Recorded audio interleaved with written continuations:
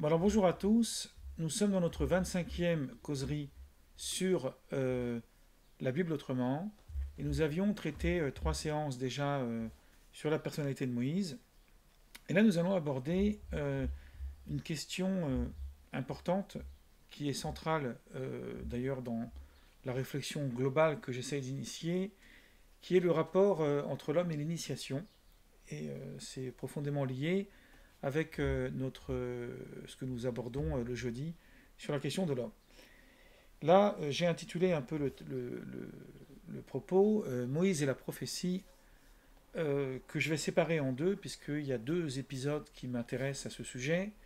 Un qui concerne une polémique, on va dire une sorte de polémique entre Moïse et Myriam, sa sœur, et Aaron en hébreu, le frère de Moïse, était partie prenante. Et un deuxième épisode qu'on verra plus tard sur l'affaire Balaam, qui est un prophète des nations. Je vais commencer par donc cette question-là du rapport entre Moïse et Myriam, sa sœur, qui est un rapport assez intéressant à aborder. Alors, on sait que Myriam est la grande sœur de Moïse et que Myriam est considérée comme une des grandes prophétesses de l'histoire de la Bible, avec certaines autres femmes qui se sont démarquées, même si l'univers biblique est un univers patriarcat, certaines femmes se sont démarquées par cette haute distinction qui est la prophétie. Alors, pour rentrer dans le contexte dans lequel nous allons aborder, je vais d'abord introduire un élément qui est la question globale qui est posée dans notre débat, qui est celle de savoir si le prophète est considéré comme un homme de haute valeur spirituelle ou morale, ou plutôt si la condition pour accéder à la prophétie repose sur l'initiation spirituelle et morale de l'individu qui se définit comme prophète, ou en tous les cas qui est prophète. Cette question est une question centrale sur l'initiation de l'homme. On verra beaucoup plus tard, à partir d'autres éléments, même si on va un peu l'aborder maintenant, que chez Maïmonide, c'est la centralité de toute sa réflexion philosophique sur l'initiation humaine. Et dans le chapitre 12, en fait, du livre des Nombres, apparaît un épisode qui semble anecdotique, mais qui en réalité est central. Je vais vous lire les quelques versets que nous trouvons à partir de la traduction que j'ai un peu améliorée. Donc Myriam et Aaron médirent à propos de Moïse, donc elles ont calomnié Moïse, à cause de la femme éthiopienne qu'il avait épousée, car il avait épousé une Éthiopienne. Et ils dirent, est-ce que l'Éternel n'a parlé qu'à Moïse uniquement? Ne nous a-t-il pas parlé à nous aussi? Autrement dit, Moïse se prend pour un prophète, effectivement il l'est, mais nous aussi, donc c'est Myriam et Aaron, nous sommes aussi prophètes. Donc l'Éternel les entendit. Or, cet homme, Moïse, était fort humble, plus qu'aucun homme qui fut sur la terre. Je lis les versets, puis après on va les commenter. Donc il est arrivé à un degré de modestie plus élevé que tous les autres hommes. Je vous invite à voir la vidéo précédente où on a parlé de cette question de l'humilité chez Moïse. Soudain l'Éternel dit à Moïse, à Aaron et à Myriam, donc il les a convoqués les trois, j'ai sauté une partie, écoutez bien mes paroles, s'il n'était qu'un prophète tel que vous, moi, Éternel, je me manifesterai à lui par une vision. C'est en songe que je m'entretiendrai avec lui. Il n'en est pas ainsi de mon serviteur Moïse, il est fidèle dans toute ma maison, je lui parle face à face, ce qui signifie sans intermédiaire, je me révèle à lui sans énigme, donc sans parabole, c'est l'image de Dieu même qu'il contemple.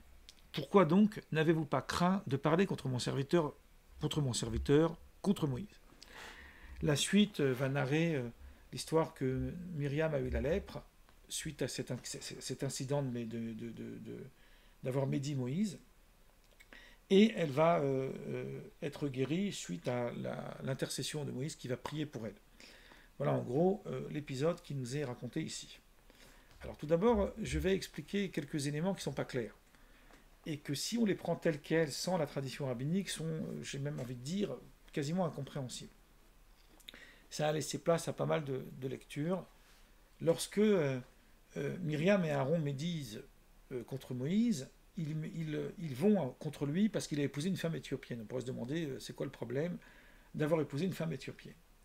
Alors, quand on regarde le contexte biblique, on s'aperçoit que Moïse a épousé la femme de Jéthro, ça c'est dans le livre de l'Exode, et que cette femme, Jéthro en fait était le roi, le prêtre pardon, de Madian, donc il n'est pas éthiopien, qui est Couchi en hébreu, mais il est madianite. Alors ça a donné lieu à plusieurs interprétations chez les commentateurs. Pourquoi tout à coup on parle d'une femme éthiopienne? Certains vont dire, et c'est que ça corrobore en fait les annales historiques. Alors quand je dis les annales historiques, il ne s'agit pas d'annales des historiens, mais les annales de commentateurs annexes, en dehors du contexte juif, qui ont essayé de commenter la Bible, qui ont essayé d'imaginer, il me semble de mémoire, parfois je n'ai pas toute la connaissance en tête, qu'il y a un midrash juif qui va en ce sens, que Moïse aurait effectivement épousé aussi une Éthiopienne. Donc ce serait une autre femme dont il serait question ici, même si on ne comprend pas encore le lien entre le fait que Moïse ait épousé une femme éthiopienne avec le fait qu'il ait été, qu'on lui reprochait en fait cette outrance de s'arroger la dimension de prophète, alors que Aaron et Myriam aussi sont des prophètes. Donc c'est un peu bizarre le lien qui existe entre ces deux éléments. Il y a une interprétation qui colle plus en fait à la cohérence du texte, qui est celle de Rachi, qui nous fait dire qu'en réalité, il s'agit ici de Tzipora, de la femme de Moïse, qui est bien une Madianite, mais qu'on va appeler éthiopienne pour plusieurs raisons. D'abord parce qu'effectivement elle était noire de peau, mais la particularité des Éthiopiens, c'est que la couleur de leur peau est plus foncée encore que celle des autres membres vivant en Afrique, dans les pays africains en général, et que c'est une particularité qui vient la désigner, la montrer comme une spécificité qui indique, nous dit Rachi, la même spécificité que lorsqu'on rencontre une femme qui a une beauté caractérisée. Et qu'en réalité, on va l'appeler comme ça pour sa spécificité, mais pas parce qu'elle est éthiopienne réellement. Donc, c'est une interprétation, mais qui va nous permettre d'aller un peu plus loin. Parce que selon la littérature midrashique, voilà ce dont il est question. La femme de Moïse, donc, Tzipora, ou Séphora, je crois en français, aurait raconté donc à Myriam, sa belle-sœur, que Moïse se serait éloigné d'elle sur le plan charnel après la réception de la Torah. Depuis donc la réception de la Torah, il est en contact avec Dieu et il vit une initiation qui est de type presque ascétique, puisqu'il n'a plus de commerce avec une femme. Et donc la Myriam reprocherait à son frère, entre guillemets à raison, d'avoir cessé tout commerce avec sa propre femme, alors que, au nom du fait qu'il soit maintenant prophète. Et donc Myriam et Aaron sont aussi des prophètes, ça ne les a pas empêchés de vivre une vie maritale normale. Voilà en gros ce que Myriam lui reproche à Moïse. Alors c'est pas écrit clairement, c'est ce que je viens de dire dans le texte, mais ça va mieux être cohérent avec la suite. Puisque ils disent, est-ce que l'Éternel n'a parlé qu'à Moïse uniquement? Ne nous a-t-il pas parlé à nous aussi? Donc l'Éternel, il va les entendre, et il va leur reprocher en fait de ne pas avoir compris que chez Moïse, il y a une spécificité qui n'existe chez aucun autre prophète. On le sait aussi par le dernier verset du livre du Deutéronome, qu'on a cité la semaine dernière, où il y a écrit cette phrase que je vais dire en hébreu et que je vais traduire, « Velo kam navi od be'Israël kam Moshe » et il n'est pas apparu de prophète en Israël comme Moshe, « Asher yad'o Adonai panim el panim » que l'Éternel connaissait, c'est-à-dire on s'entretenait avec lui face à face, c'est-à-dire comme je vous parle, comme quelqu'un me parle, il n'y a pas de vision prophétique chez Moïse. Alors que tous les autres prophètes, et Maïmonide le décrit longuement dans son livre de la connaissance, ne voient que par des songes, par des rêves. Alors ce qui est très intéressant, on l'avait déjà abordé quand on a parlé du sacrifice d'Isaac à propos du Coran, c'est que le Coran semble entrer aussi dans cette même idée que la vision prophétique repose par une vision liée à un intermédiaire. Elle n'est pas directe, Donc c'est intéressant que, par exemple, le Coran décrit que la vision prophétique de Mohammed passe aussi par l'intermédiaire de l'ange. L'ange Gabriel, en l'occurrence, si mes souvenirs sont exacts. Donc, là aussi, il y a cette même idée. Aaron et Myriam sont des prophètes qui peuvent continuer à avoir une vie maritale parce qu'ils ne sont pas dans un contact direct avec Dieu, mais plutôt dans un contact indirect. Et voilà ce que le verset suivant le corrobore, ce que je viens de dire. Il reprend, en fait, je ne sais pas qui est repris de qui, mais en tout cas, dans le livre de Nom, on retrouve la même idée que celle qu'on trouve à la fin du Deutéronome. Après, l'historico-critique nous dira que c'est deux auteurs différents, écrites à deux époques différentes. En tous les cas, donc il y en a un qui reprend l'autre. Il dit, écoutez bien mes paroles, s'il n'était qu'un prophète tel que vous, moi, Éternel, je me manifesterai à lui par une vision, par des songes, et donc par un intermédiaire. Il n'en est pas ainsi de mon serviteur Moïse. Il est fidèle dans toute ma maison. Je lui parle face à face, sans intermédiaire. Je me révèle à lui sans énigme. C'est l'image de Dieu même qu'il contemple. Pourquoi donc n'avez-vous pas craint de parler contre mon serviteur, contre Moïse? Donc, le Talmud, dans le traité Yébamot, dit qu'il y a trois choses que Moïse a faites de sa propre initiative. Il n'a pas reçu un ordre de Dieu de le faire, mais Dieu a été en accord avec cet acte. Une des trois choses, on avait fait une leçon là-dessus, mais qui n'est pas sur YouTube, c'est le fait qu'il ait brisé l'étape de la loi, voyant le peuple s'adonner au veau d'or. Et une deuxième chose qui nous est importante ici, la troisième chose, on en parlera à une autre occasion, elle n'est pas importante ici en tout cas, c'est le fait qu'il se soit séparé de sa femme après la révélation du Sinaï. Alors pourquoi il s'est séparé de sa femme? Parce que dans le verset de la Torah, il y a une exigence de chasteté 2 jours ou 3 jours, peu importe, avant que Dieu ait donné la Torah au peuple. Donc le peuple doit se séparer de son épouse, les hommes et les femmes se séparent jusqu'au moment de la révélation. Puis après, ils peuvent retourner et avoir commerce avec leurs femmes. Donc Moïse, qui lui a un contact direct avec Dieu, il est dans un processus révélationnel à chaque instant de sa vie. À partir de là, il vit ce même processus toute sa vie jusqu'à sa mort. Donc il décide de ne pas retourner avec son épouse à partir de cette idée. De ne plus avoir commerce avec elle, en tout cas, avoir relation charnelle. Et donc Myriam et Aaron se plaignent de Moïse parce que justement Moïse refuse en fait d'avoir commerce avec sa propre femme, s'arrogeant le titre, le qualificatif de prophète comme étant supérieur aux autres.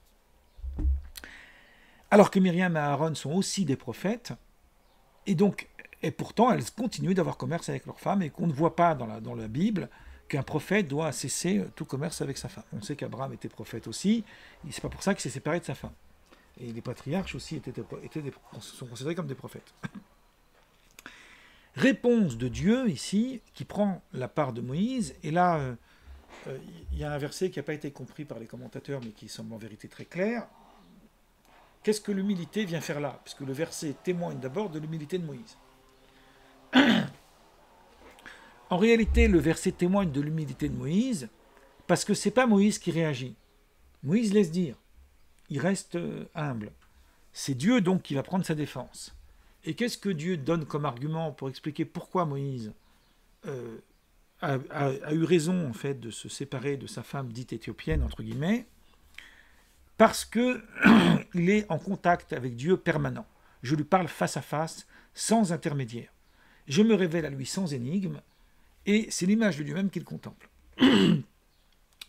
Maïmonide va longuement, abondamment commenter cette idée, à partir de ces versets, mais aussi à partir d'autres versets, en expliquant une chose qui me semble fondamentale, que j'ai personnellement longuement abordée dans mon livre L'Autre, qui est le fait que Moïse soit le seul administrateur de la loi divine. C'est-à-dire qu'il n'y a pas dans la Torah de loi dans le livre des prophètes. Aucun enseignement prophétique repose sur la loi. S'il y a des lois dans les livres des prophètes, elles sont uniquement conjoncturelles, c'est-à-dire qu'elles correspondent à un temps donné. Ensuite, elles ne sont pas érigées comme une loi pour les générations futures. Ça donne cette phrase dans le Talmud, « En navi rachai lechadesh davar » aucun prophète n'a légitimité d'enseigner une loi nouvelle. Ça, c'est le contexte juif. Lorsqu'on lit Maïmonide, on comprend tout de suite, à partir de ces versets du livre des Nombres, l'évidence.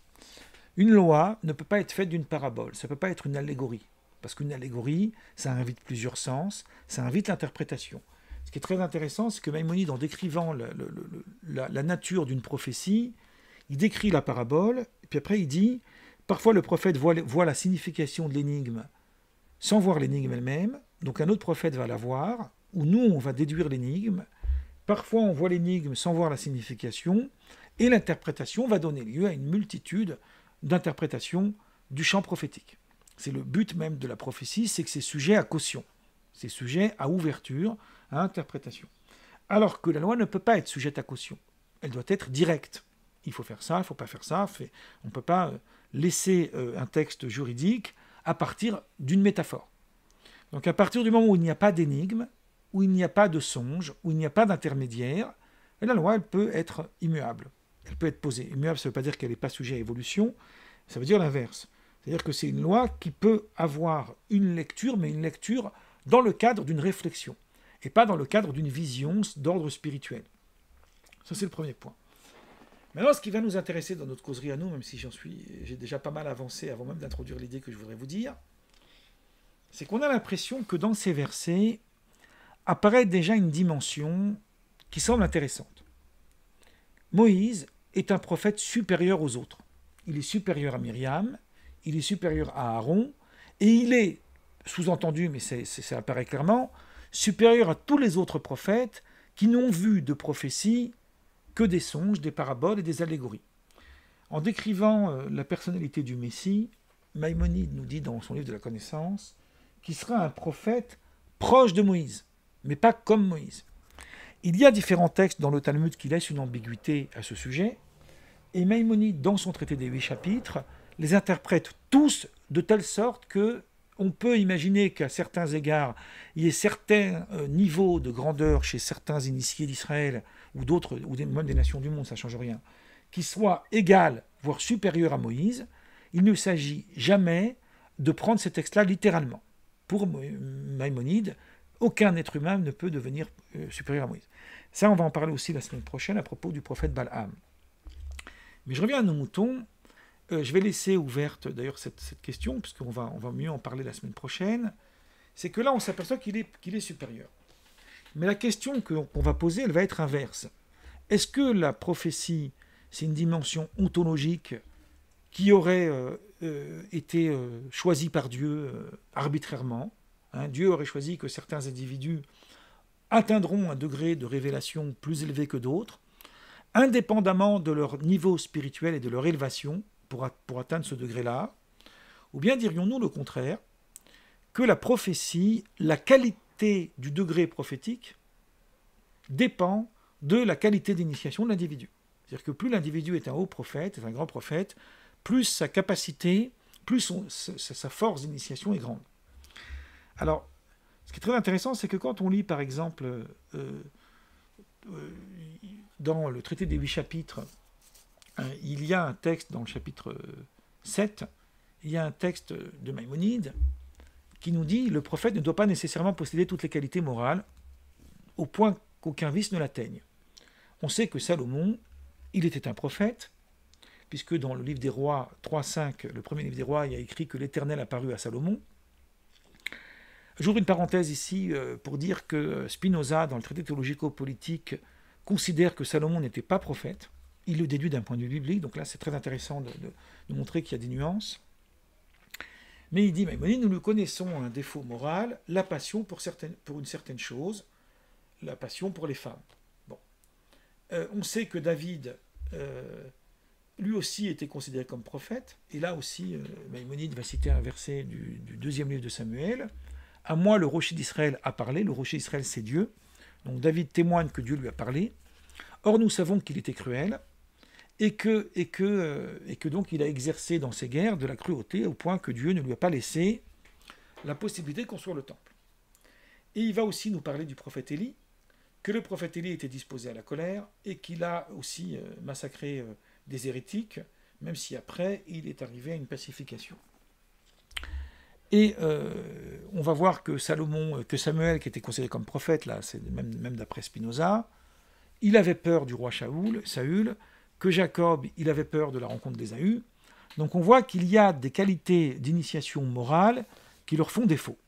Mais néanmoins, Maïmonide va poser que c'est une idée qu'on va beaucoup aborder l'année prochaine, dans nos cours du jeudi. Il va dire, il est du fondement de la loi religieuse de savoir que Dieu accorde à l'homme le don de prophétie.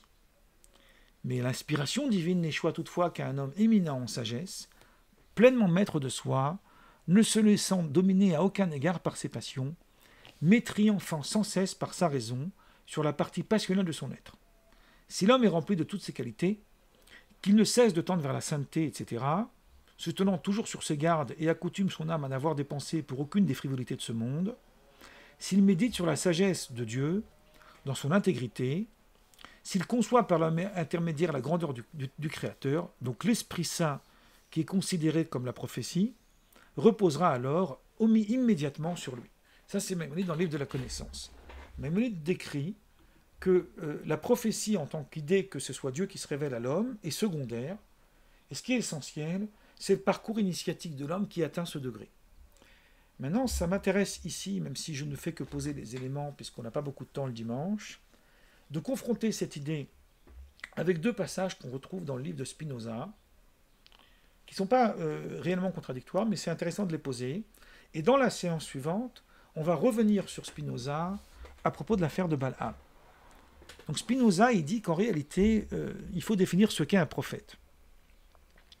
Et pour Spinoza, le prophète, c'est en réalité, on pourrait traduire, c'est une sorte de prédicateur. C'est quelqu'un qui est habilité à faire un discours. Il va trouver dans le mot Navi l'étymologie, puisqu'on sait que Spinoza a rédigé un manuel d'hébreu, à partir du mot niv, qui veut dire qui est le fait de bouger les lèvres. Donc il va nous écrire,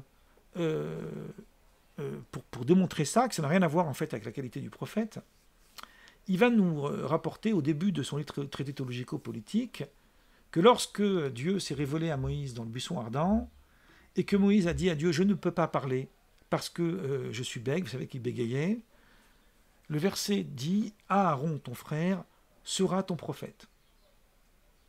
Il sera ton prophète, ça veut dire qu'il sera ton interprète. Et pourtant ailleurs, dans le traité théologico-politique, toujours dans le premier chapitre, un peu plus loin donc, voilà ce qu'il écrit. Il dit « La voix dont Dieu se servit pour révéler à Moïse les lois qu'il voulait donner aux Hébreux était une voix véritable. Cela résulte des paroles de l'Exode, et tu me trouveras là, et je te parlerai de l'endroit qui est entre les deux chérubins. » Alors, ce verset qu'on vient de citer de chapitre 25, verset 22 de l'Exode, que cite Spinoza, corrobore la même thèse que celle du livre des Nombres que j'ai cité avant, sur le fait que Dieu parle directement à Moïse.